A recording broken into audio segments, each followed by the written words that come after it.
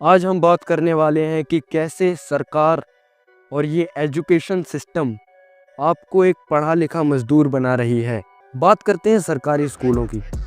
सरकारी स्कूलों में वो लोग जाते हैं ज़्यादातर जो लोग मिडिल क्लास होते हैं या फिर लोअर मिडिल क्लास होते हैं। मिडिल क्लास तो फिर भी अपने बच्चों को प्राइवेट स्कूल्स में भेजना प्रेफर करते हैं। तो जो लोअर मिडिल क्लास होते हैं वो लोग भेजते हैं अपने बच्चों को सरकारी स्कूल्स में, और फिर कुछ जो लोअर मिडिल क्लास से ऊपर होते हैं वो लोग सरकारी स्कूल में भेज के फिर अपने बच्चे का ट्यूशन लगवा देते हैं 1 या 2 घंटे का, जिसमें साइंस और मैथ बेसिकली ये 2 सब्जेक्ट मेनली पढ़ाए जाते हैं, और कहीं कहीं पर इंग्लिश भी।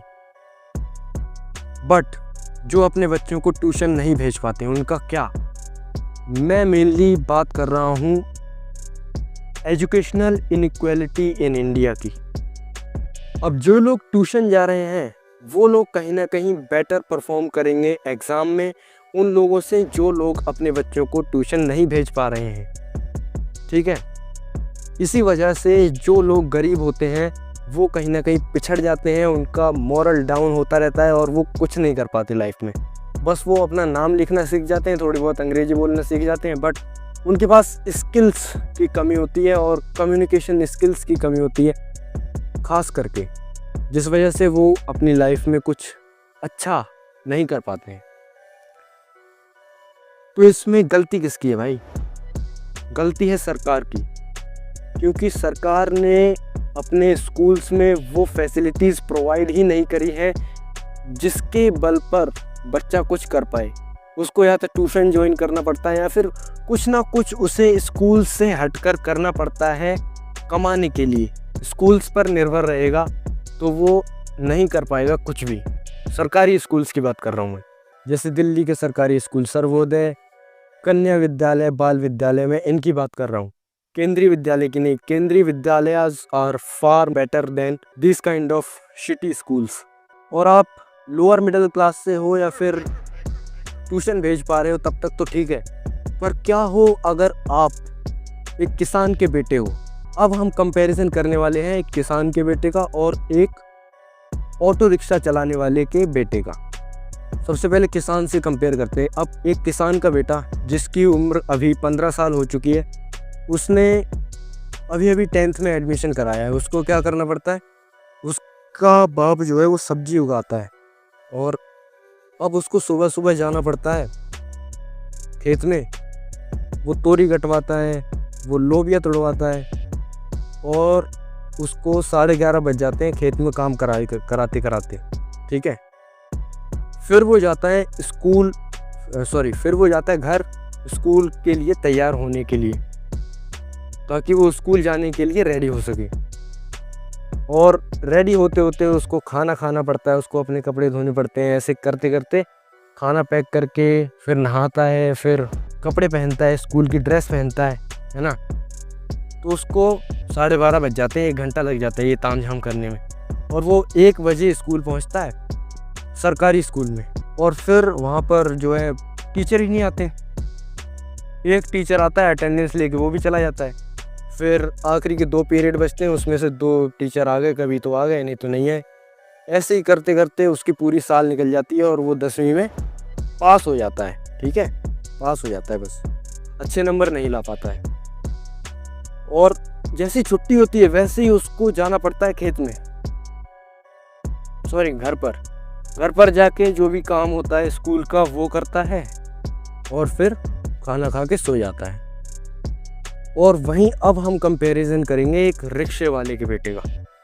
एक रिक्शे वाले का बेटा है, वो आराम से 7 बजे उठता है, नाश्ता करता है, ठीक है, उसके बाद पढ़ता है 2 घंटे, अपना स्कूल का काम करता है, फिर ऐसे ही या फिर 1 घंटे खेल लेता है, फिर उसके बाद स्कूल जाता है, स्कूल में मज़े करता है, पढ़ता है और वापस घर आ जाता है। घर आके फिर ट्यूशन जाता है, और जो स्कूल में नहीं समझ में आता है या फिर स्कूल में पढ़ाई नहीं होती वो ट्यूशन में करवाई जाती है, और वो ऐसे ही करते करते अच्छे मार्क्स ले आता है उस बच्चे से जो कि एक किसान का बेटा था।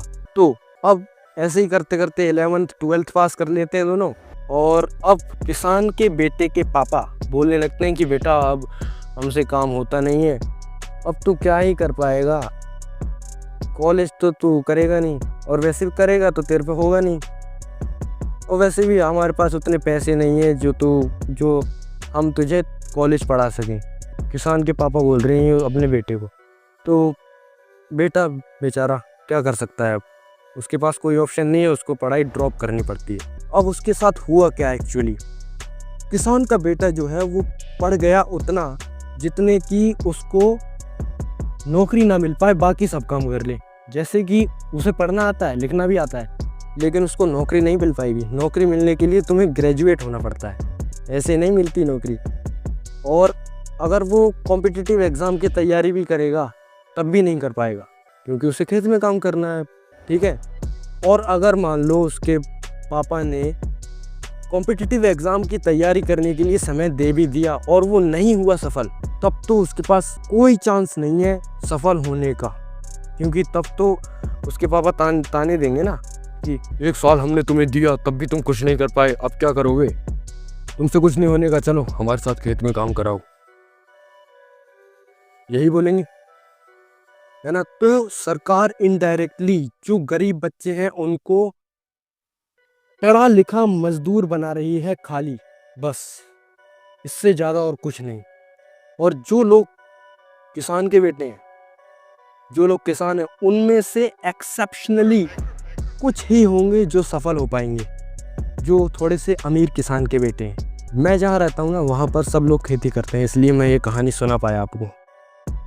और यहाँ पर जितने भी बच्चे हैं ना, मुझे एक में भी कुछ बनने का कोई पोटेंशियल नहीं दिखता, एक बच्चे में भी, क्योंकि पहले से ही फ्री फायर में लिप्त हो चुके हैं। एक भी बच्चा ऐसा नहीं है जो इंग्लिश में 2 सेंटेंस बोल सके। सेंटेंस फ्रेमिंग नहीं आती इन लोगों को, कुछ नहीं आता इन लोगों को, कुछ भी नहीं। और ये सरकारी स्कूल में जाते हैं, दे नो नथिंग। एक गार्ड का बेटा, एक सिक्योरिटी गार्ड का बेटा तक आज IIT कर रहा है, वो 2 कोर्स कर रहा है। साइकोलॉजी उसने DU सोल से ले रखी है, साइकोलॉजी पढ़ रहा है, और IIT कर रहा है हाइब्रिड मॉडल से, साइबर सिक्योरिटी उसका कोर्स है ये।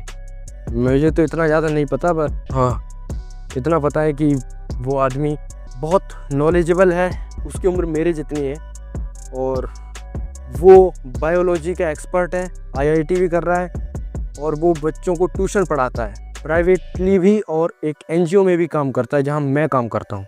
आप समझ सकते हो वो कितने आगे पहुँच चुका है, और वो एक सिक्योरिटी गार्ड का बेटा है और मैं एक किसान का बेटा हूँ। आप ये भी समझ सकते हो कि जो मैंने अभी जो कहानी सुनाई ना, वो इनडायरेक्टली मेरी ही कहानी है। बस इस वीडियो में इतना ही, और हम मिलेंगे अगली वीडियो में। ठीक है, बाय।